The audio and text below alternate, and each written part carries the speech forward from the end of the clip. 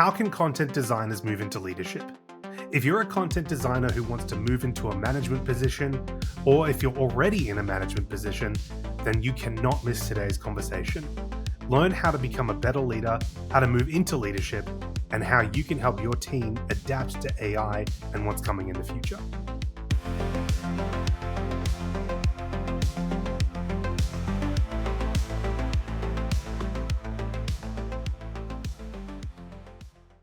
Welcome back to Writers of Silicon Valley. I'm your host, Patrick Stafford.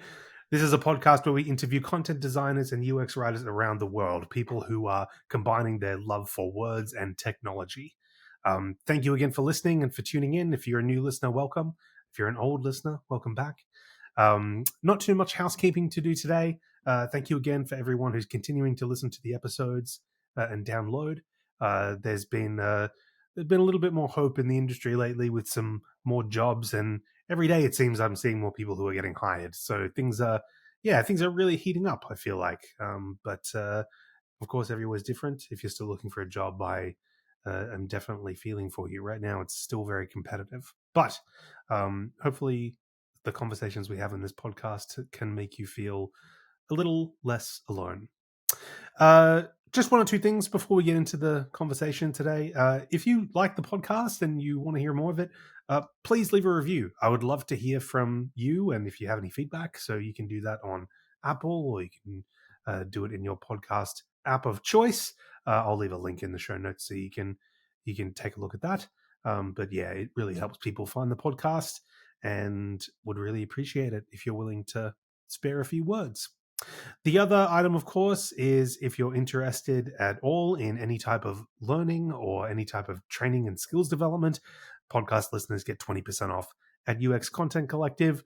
Just use podcast 20. On to today's conversation.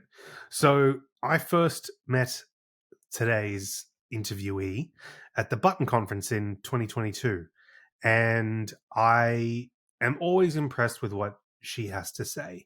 Today's guest is Aladrian Goods. Now, she is a content design lead at Intuit, where she's working on a number of different products. And today, our conversation delves into how she got into her leadership position. And I think it's a really interesting one for anyone who wants to move into a senior or leadership position where you're eventually managing people. We talk about what that's like, the types of skills you need to develop, and also why content designers are well suited to become design leads overall and not just leading content design. We also delve a little bit into how teams can adapt to AI. And I just think there's so much to learn from Aladrian's experience and her honesty about what being a leader is like, and the types of skills that are necessary, and how difficult it can be, but also how rewarding. So I really hope you get a lot out of today's conversation, whether you're looking to become a content design leader or you already are one and you're looking for someone else's perspective. I think there's a lot here you can learn. I really learn a lot from Aladrian every time she speaks.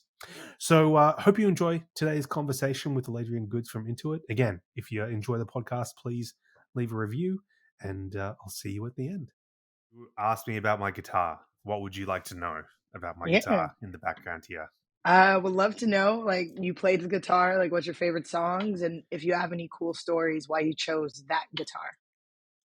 Oh, that's a very interesting question. So I play bass. Oh, So cool. I started playing bass when I was 14, because I learned the flute for a couple of years. Mhm. And then my school said, if you want to learn the flute and have private lessons, you need to play in the school band. And I didn't want to play in the school band. Uh-huh. So I thought, I'm going to play bass. And I love anything like funky. So like anything that's, like I love old school Motown, I love Yeah. disco, like all that. I mean, I love a range of music, but in terms of songs I love to play, like Mhm. I love playing that sort of like Like Niles soul music. Rogers, soul music, Yeah, like funkadelic. anything like yeah, I like listening to anything like Bootsy Collins and just anything like that. Like and even some Jaco Pastorius and stuff. Obviously, like I can't play like him, but I I I try. And I've been in a wedding cover band for a few years now, which is very much like just a hobby. and so Yep. we'll do sort of like rock covers from like sort of 60s The like 80s. onwards. So that's That's the very way cool. I yeah, it's the way I sort of blow off some steam. Do you play an instrument? No, but I grew up playing like the violin, piano, and clarinet. But So yes, you do play an instrument. You play a few. You play a few instruments. played a few, yes. Yeah, But I too have an affinity for funk music. One of my favorite nice. bands is Krungben. I'm not sure if you're familiar with them. Oh no, I don't know them. You No. would love it because it's very Okay. simple. It's a guitarist, lead guitarist, a bassist, and a drummer. Yep. Nice. And they have like very like vibey, soulful yet funky music. So it's Yeah. like indie, Nice. psychedelic. Um, I don't know. It's not really rock, but Right. it's a good vibe. I love music like that. I just like anything with a funky beat, you know? Hmm. And that's why I love playing bass as well, because like it's one of those instruments where you'll be listening to music and you don't notice it, but as Hmm. soon as you take it out, you notice. It's Yeah, kind of like content, I guess. But for the sure. it's just yeah, it's I don't know, and it's I love being part of like a rhythm section where you're just Hmm. laying down a beat. I was watching an interview, speaking of Bootsy Collins, where he was talking about playing with James Brown, Mm, and he was talking about like the style of music that he wanted and worrying about being too funky and stuff. And he was saying that James Brown told him that like I don't care what you do, just like as long as you play on the one, just play a beat on the one, do anything else. that's And I awesome. always think about that when listening to music, and like you can hear it sometimes when people like don't play on the one, and it just ruins the vibe of the song and Yeah. everything. I don't know. It's just very it's very cool. But yeah, that's my guitar. My dad's very disappointed that I don't play piano like him, but that's a It's all that's good. a different Maybe story maybe and you can that's a different combine story and a different combine podcast. forces. Yep. Oh, and you asked the reason I chose that one. This one is it's a Fender. I just love the way that Fenders are built. You know, they're Mm. just a magnificent, versatile instrument. And this one actually has dual electronics, so it can be you can have an active or a passive bass. This has a switch, so you can go between active and passive. And it's just just a very well made instrument. And then I don't know, you can spend so much money on instruments. I tend to just sort of like have one for years and then don't buy another because I'll go down that rabbit hole and I just don't want to. Totally. I'll end up I love spending that. way too much money. That's Um, how I feel. but enough about music. Sorry, what were you going to say? No, I was gonna say we can talk about this all day. The one thing I do want to tell We you is could. that Krungbin, you would love it because it's a bass forward band. So the way they make their music is Love it. that Laura Leasy, who's their bassist, will lay down the bass Hmm. first, and then the drums and the guitarist will like build around it. So That is pretty sweet exactly what band. I like hearing. So I'm glad you told me that because usually it's the drums first. So that's excellent. You've made my day. Um, well, thank you Hmm. for coming on the Awesome. the podcast. You and I first met at Button in 2022, even though we'd interacted a little bit before then. In fact, I think I remember we first met in an elevator, if I Yeah, recall correctly. that's right. And it was obviously good to see you then. Yep. Haven't been able to go to an in-person conference since then. Yeah, so I always enjoy reading your posts and what you have to say, and particularly when you're talking about things like leadership. I know you spoke at Button last year Mhm. about that. What's interesting about you, I think, is that there are a lot of people who have very varied backgrounds going into content design, but you actually have a very wide background of experience before you got into content design, and I think people would find it really interesting. So, could you talk a little bit about how you ended up at your role at Intuit now, and the path that kind of led you here? Yeah, absolutely. One, thank you so much for having me on the show. It's always good to be with you. And 2022 seems like an eternity ago, but I do remember that elevator ride Yeah. in Seattle. So it was good to see you in real life.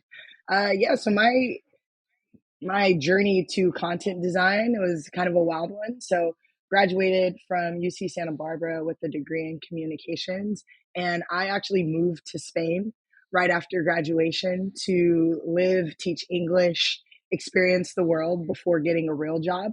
And then when I came back to the United States, I was working on a startup, a music tech startup with some friends from college that failed miserably. But thankfully, I had a full time job in marketing events for a tech company.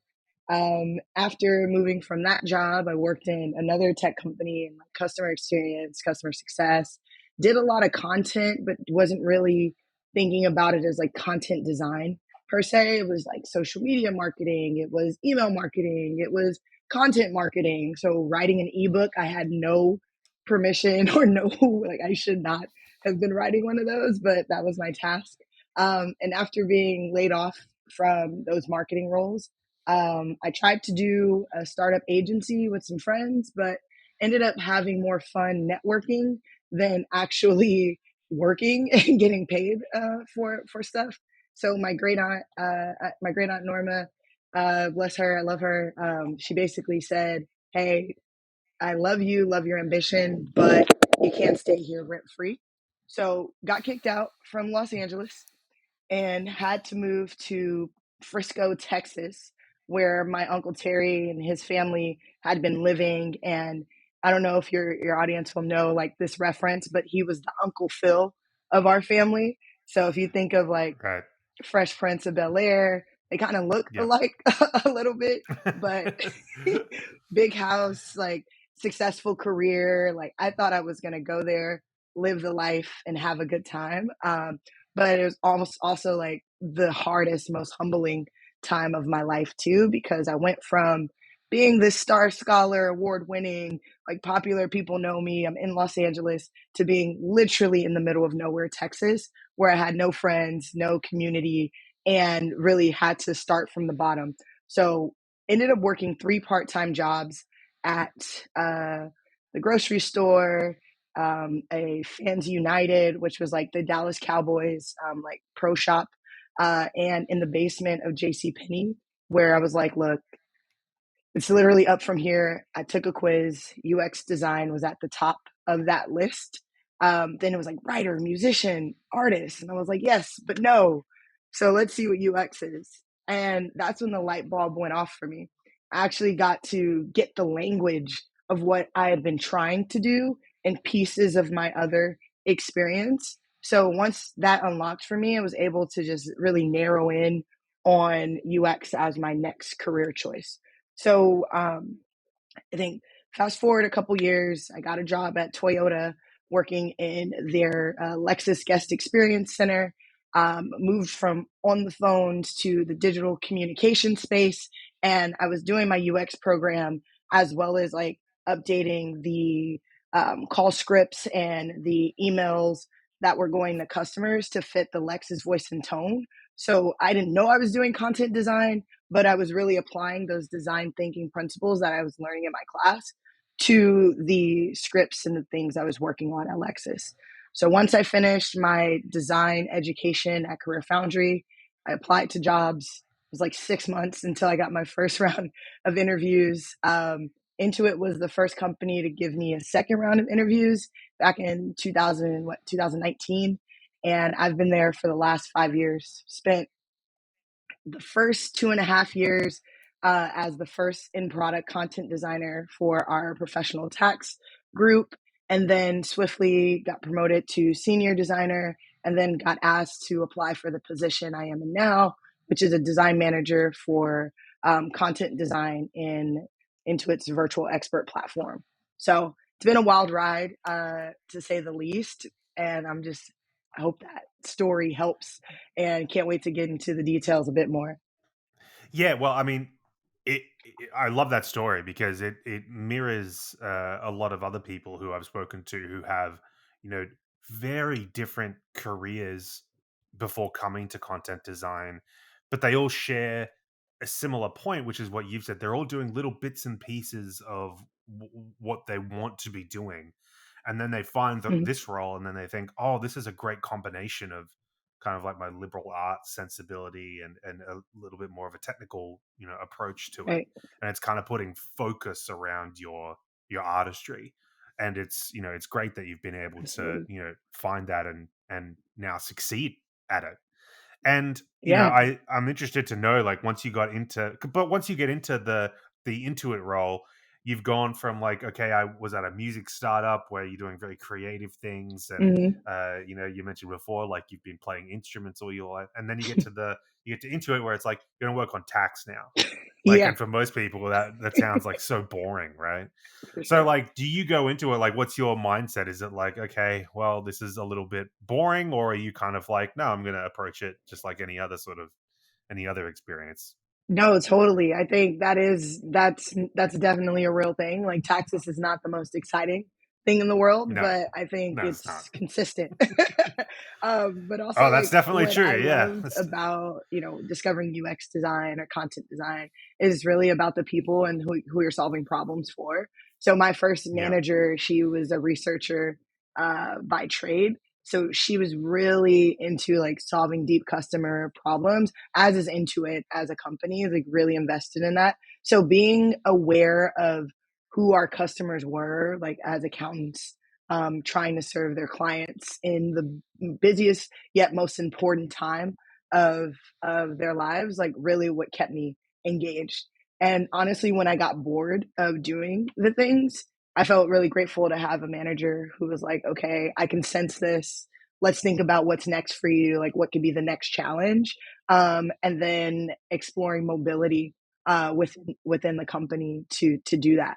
And in my recent capacity as a design leader, I think what I'm learning is to seek that sense of creativity outside of work, right? So, like, what Mhm. parts of the community can I take my talents to and be able to speak to, like at conferences or speak with folks who are interested in content design as a career path, about the possibilities. So I'm not looking for all the like energy and excitement from my day to day at work. Yeah, totally. But it's interesting, like what you just mentioned about like the people you're working with. Mhm. You and I share a similar background in that, I worked at an accounting software company as well. Mhm. And I think what really helped for me to crystallize the human sort of story beneath it is that everyone has to do tax.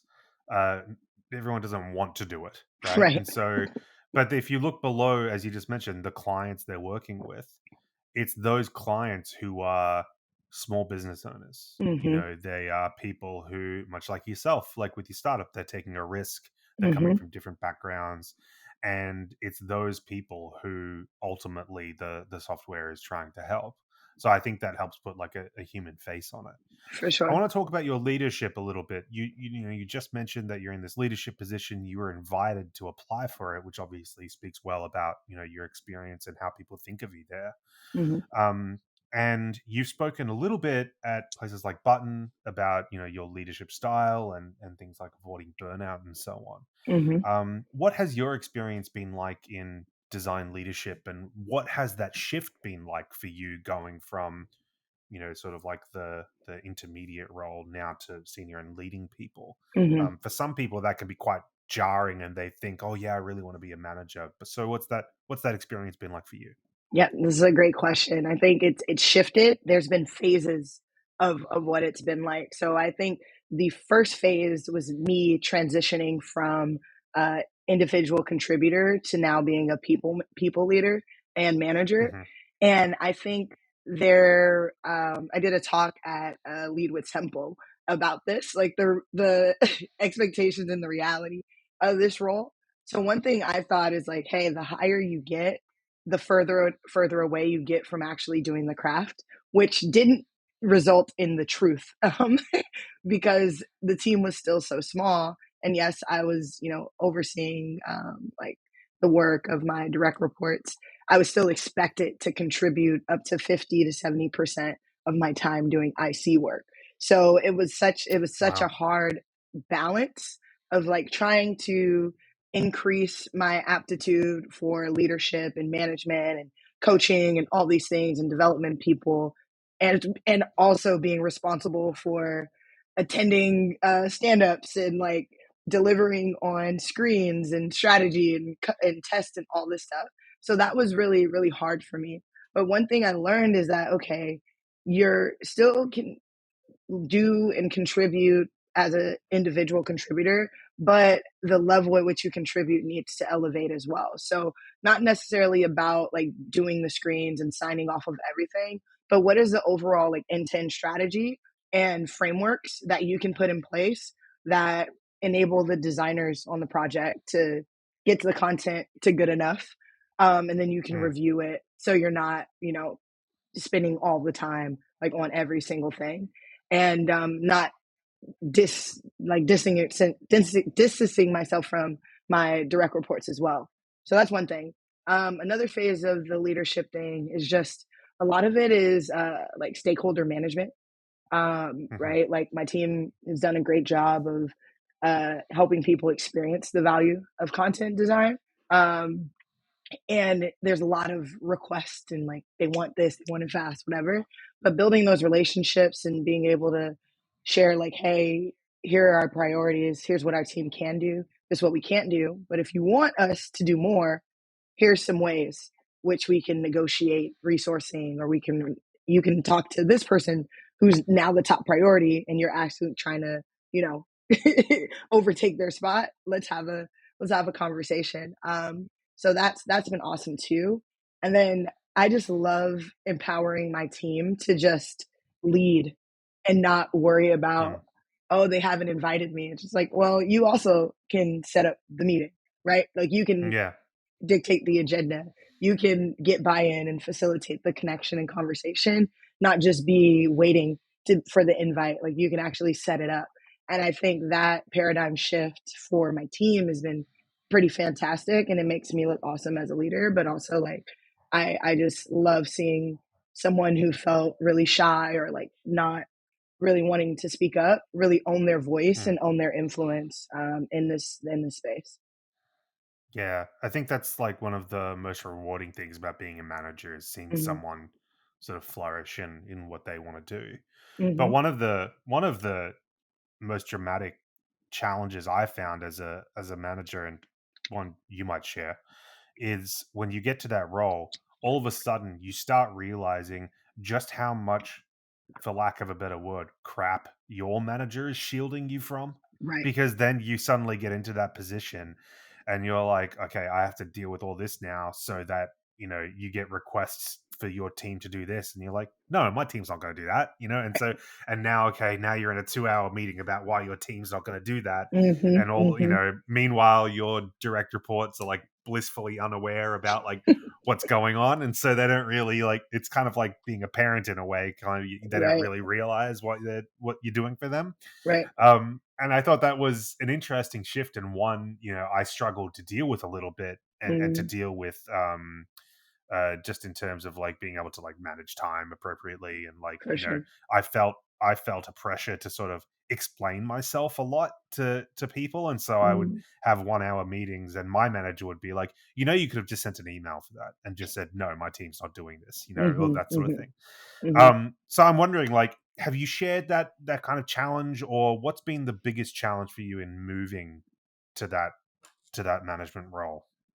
Um, I think I have no problem with telling people no in a nice way, Hmm. like, because it's, like, building those relationships and also being like, "No, like, I don't wanna burn my team out, I don't wanna burn myself out, and if this is really a priority that needs to be invested in, and it's clearly not a priority for this craft, if you haven't made the investment to really get a person in there to establish that." And I think, who did I learn that from? I don't know. I was just like letting the plates fall because I think Hmm. I really care about the people. And I think one of my biggest roles as a manager is to protect my team. And I think I Hmm. learned that from my first manager at Intuit. Shout out to Angie Neary.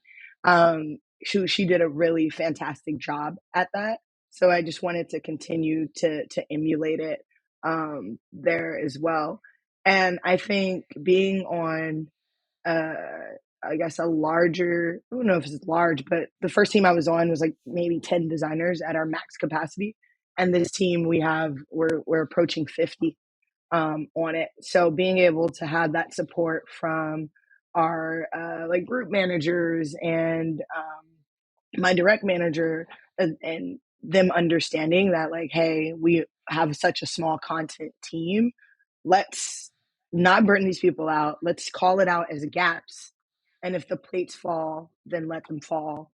Because then Mm, that's going to make noise, and leadership's going to be like, why did this not happen the way we expected? And then mm. now we have a conversation about resourcing and needs, etc. I think, It's oh, sorry, go on. no, I was just going to say, I think the one thing that really shifted for me as a manager is I had this as an IC. I'm like, man, why does it take so long? Or like, they're not doing it. They're paying lip service to design Mm, being valuable or having diversity in design, like all this stuff. But once I got to the management level, I saw what it takes to have one, to get a head count, even if the whole place is on fire. Like, and then it takes an act of God to hire anyone. mm. um, so it's just, it's that empathy really shifted for me too. I think one of the challenges that I think you're exactly right, and I also think like one of the things that was really revealed to me was that when as soon as you become a manager or I don't think you can sort of become a leader, but when you get put into a leadership position, um, you are all of a sudden having conversations with people who are now sort of 1, 2 steps ahead of where you usually were as an IC. Usually you would sort of be removed from those types Mm-hmm. of conversations. And now you're in a situation where you're talking to people who don't really care so much about the weeds or the work. They care more about the Mm-hmm. strategy and the big picture and so on. Mm-hmm. And you have to do a lot more mentally preparing for those meetings and things like, okay, Mm-hmm. what's this person going to say? How am I going to respond to this if they ask me that? And so, like, you just like a lot more like mental preparation. Mm-hmm. And I find that the the way you navigate those conversations has to be you have to be so much more emotionally aware of the types of Mm-hmm. personalities you're going to encounter. And I think like you just put it very well just before, being able to be assertive and say no, I can't do that, or my team's not going to do this, is just so important. You can't be a pushover, for lack of a better term, if you're going to sort of protect the people beneath you. I'm wondering though, like what's something that moving to leadership has revealed about you where you kind of thought, oh, I need to work on that a little bit, or I need to develop this part of my skill set. Yeah, I think uh, emotional regulation. I think it's Okay. it's Yep. it's not, if I'm in a bad mood or if I'm, upset with something or don't agree. It's obvious. Like, you're gonna know Right. whether it's Yep. body language or my facial expression speaks before I do. And then sometimes I Hmm. can just be candid. And I think on one hand, my team loves it because they know what they're going to get. I can shoot Sure. straight with them. But then on the other hand, in situations when we need to role model calm or role model like everything's good, even though the house is on fire. I mean, just as early as last year, like I wasn't the best at doing that. And I think what I learned from some pretty harsh feedback from my manager and VP is that I need to make sure that I'm taking care of me outside of work, whether Hmm. it's like sleeping well, eating well, working out, spending time like being quiet, and not at the computer, so that I keep my energy levels and reservoirs full. So when the fly-ins come, when the requests from senior leadership at the 11th hour come in, I'm able to filter those. The feelings don't change internally. It's just they don't get Mm-hmm. expressed externally as much because we never want to. I think there's a time and a place to still be real, but like I don't want to ever like add negative energy to the space, because I think I see myself as like a thermostat, not a thermometer. So as my energy goes, so does the energy of the space or Mm-hmm. my team. So that's really one thing I had to learn.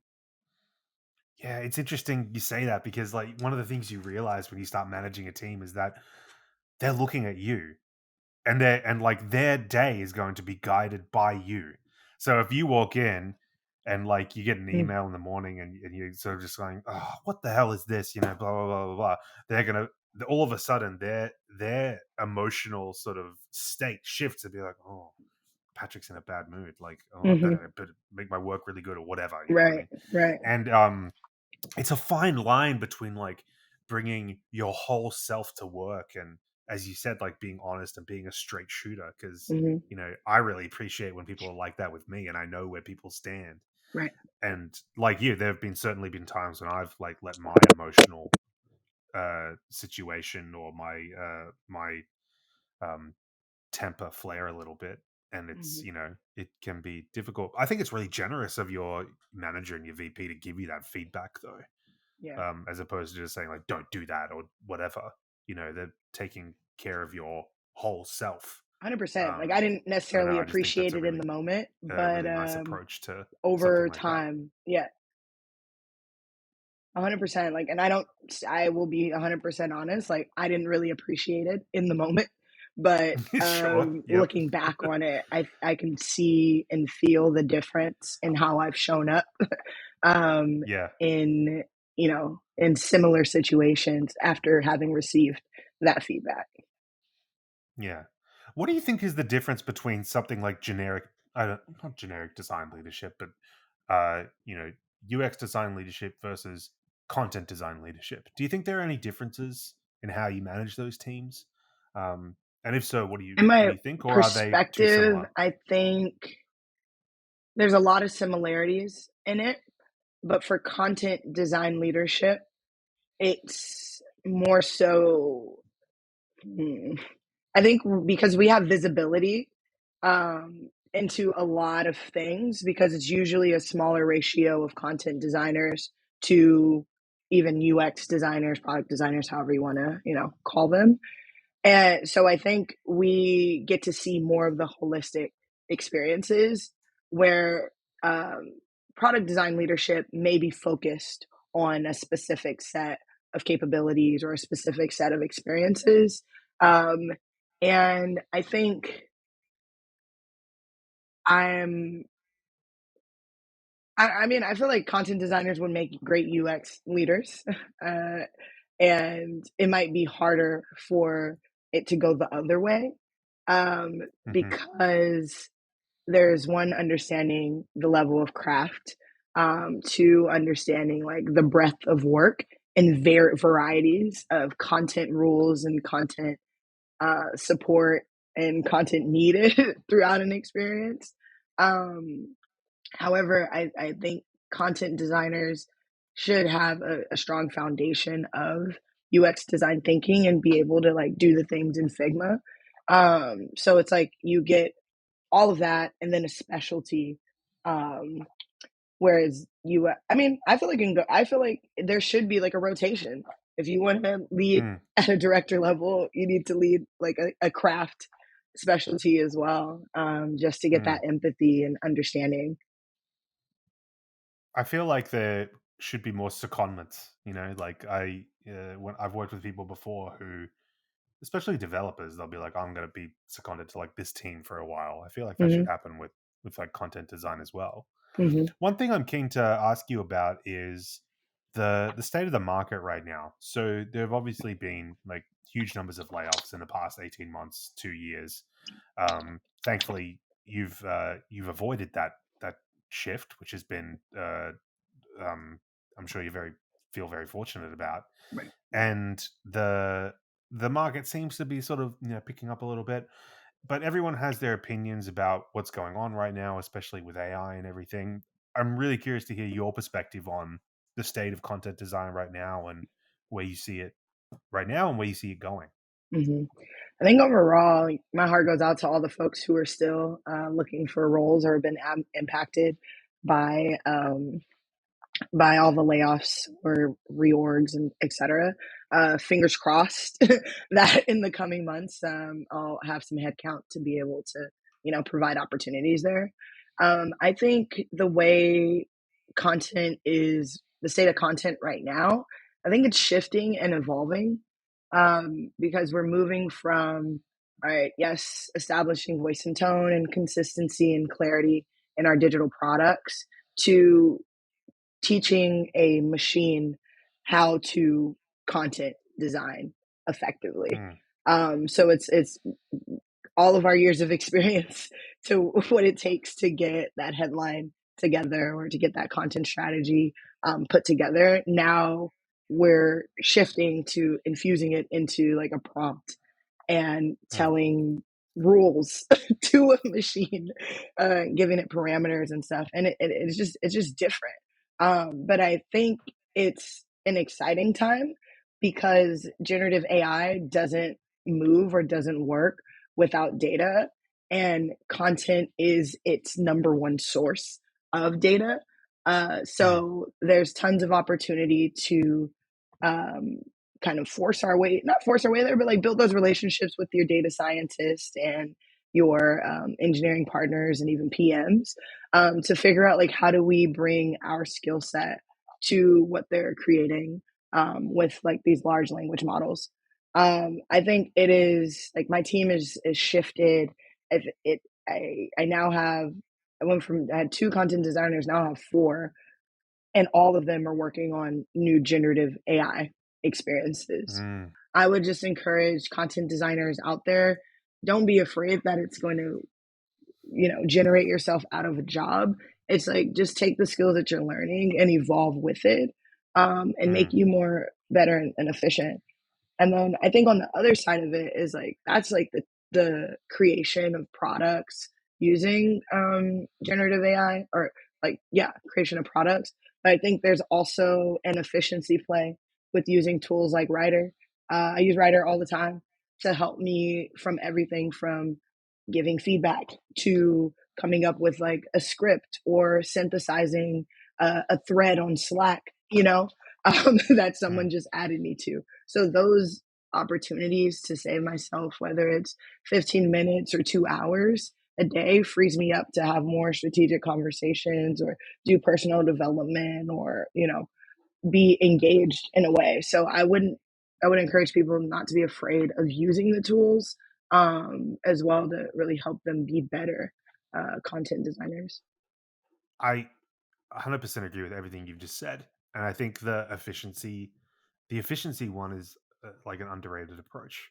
You know, Hmm. if you are able to do things just so much more quickly, you're going to be so much more valuable. Even the other day, we did this webinar, and I wanted to write a blog post after we did it, and so I took the transcript and I fed it into um, an AI model, and I said, like, please turn this into prose, and it turned it into, Mm. what was essentially like a pretty good first draft. And so Hmm. I wasn't having to sit there and like rewrite everything. It was more Hmm. just then, okay, now I can sort of like fine tune it. Yeah. No pun intended. But and so like but you add that efficiency over time, and you just become so much more valuable. For But sure. I'm really interested to hear you mention that your team's now working on those AI experiences, Yep. because it's my opinion that what's going to happen is, and I don't want to make too many predictions because they always don't turn out right. But we're heading towards a situation where I can imagine like focus on individual strings or writing individual strings or individual pieces of content is going to become eclipsed by content designers creating, as you mentioned, the parameters for a system that makes them dynamically. Hmm. So in that sense, like you become less about like I'm going to write this individual string, but I'm going to write the rules for this system that creates them. Yep. And I just think like if you hold on to the idea that no, we create content manually and we're writers and whatever, you're just not going to be relevant, I think, Hmm. in whatever next phase is happening. I think I Um I think yeah. to push back on that a little bit, like I think Hmm. the access to generative models and stuff is really expensive at this point. That's Like true. Yep. to have Yep. it in the way, like in the capacity that we want, is really expensive. So I think, Yep. for smaller companies or smaller brands that are just trying to like keep the lights on or whatever, or they might still be able to fully run their business. I think traditional content design might still have a home for that. Mm, But when generative AI and these models become more ubiquitous and accessible, then yes, I think if you don't make the switch over to like working with these models or setting that parameters, you will be left behind. But until then, yeah, I think there's still care and need for content design. And the models are really smart, but they're really not as smart as the writers who, have done content design. Like I spent a lot of mm, last year doing provocations and writing scripts for our models that went to our CEO for review. And they're like, oh, we love this. I'm like, you love it because I wrote it, you know? this ain't a bot. This Exactly. is This, human. this, this don't Yeah, work like that. You know what I mean? So yeah, I think, which is to me really affirming for me, but also like, man, we got a lot of work to do to because the bar is really high. Like our content, yeah, like design bar is so high, but we have so far to go. So don't think yeah. it's happening No, overnight. I definitely agree with that. This is a Mhm, long term, sort of medium mhm. to long term thing. And I also think you've touched on something that I find really fascinating is that when we talk about AI, I think some people think that you get the AI output and then that's it. Like no review, no looking at it to judge the quality. Just you get the AI output and that's it. And you're forgetting that like whoever's reviewing it still needs the skills to be able to look at it and Yes. go like, no, that's wrong. That shouldn't be like that. That's sentence case. That should be title Hmm. case or whatever. Or this is not the And right you answer. Exactly, exactly. This is phrased strangely, and so you Hmm. need, in the same way that any developer would sit at AI generated code and go, "This is a broken loop," or "This Hmm. variable isn't constructed correctly," or Yep. whatever. So we're always going to need those skills, because Hmm. otherwise, like, how is any type of quality control going to happen? Right. We can't just rely on AI to quality check itself. That's Right. just not going to happen. Right. So yeah, I think you touch on something essential there, which is that there will always be a place for those skills that have existed forever and will Hmm. exist forever. It's just the Hmm. application might be different. Like libraries still exist and they still need librarians. Yeah, exactly. Hmm. Um, I can't believe it. We're nearly at the end of our time of this discussion. I feel Oh, like we've that's so only touched quickly. on like a couple of things but you've spoken about so much. And I think like your thoughts on leadership are really good because there are so many people right now who have gone into UX writing and content design over the past 5 or 6 years and are in those sort of lower level roles. So getting some guidance on how to move forward, I think, is really essential for them. Is there anything that is any final words you want to say about anything we've spoken about, or getting into leadership and what that's meant for you, or yeah, leaving people with some advice? Yeah, I think the advice is I would say lean into your superpowers as content designers. I think content designers are should be, but are great storytellers. So being able to connect the dots from like customer problem to design rationale to ultimately solution and impact is something that can really help you stand out there as well. And then also like lean into understanding the business strategy as well as like the design like design's impact on the business strategy. I think we care deeply about the customer experience, but a lot this is capitalism, honestly. Everything is like trying to get either more money, more customers, more anything. So like the closer you can align your skill set um, to the business strategy and the business problems, then you know the more visibility you'll have, the more impact you'll have, and the more opportunities will come to continue to matriculate and make it to the next level. And also just know like you can let stuff go. Okay, like no one's, hopefully fingers crossed, no one's gonna die because it was sentence case or they put a period in the headline. Like let that go because your skills are way beyond those like small, um, important but very like small content design things, and really zoom Mm, out and try to deliver on the strategy and really impact results. And people are going to be calling like, hey, we need content, we need content. And that's when yeah. you can ask for promotion and raise. Excellent. That's great. Fantastic advice. Adrian, thank you so much for speaking with me. This has been fantastic. Where can people find you online if they want to Yeah, connect with you you or guys can hit find me you? up. I'm easy to find on LinkedIn, Twitter. I actually don't really use X or Twitter that much anymore, so I think LinkedIn would be the best place. Don't call it X. Don't call it X. It's I can't It's deal with not it. X, it's It's too Twitter. bad. It's Twitter, It's formerly Twitter. known as Twitter. Yeah, I'm not really Exactly. on there as much, but LinkedIn is probably the best way to connect with me, as it relates to content design and leadership. Aladrian, thank you so much for coming on the podcast. This has been great. Absolutely, Patrick. Thank you so much for having me, and let me know what you think of Krungbin when you check them out. Absolutely, I will. I'm going to check them out after this chat. Thanks again for listening today. Again, if you like the podcast, please leave a review. Check out the link in the show notes for that.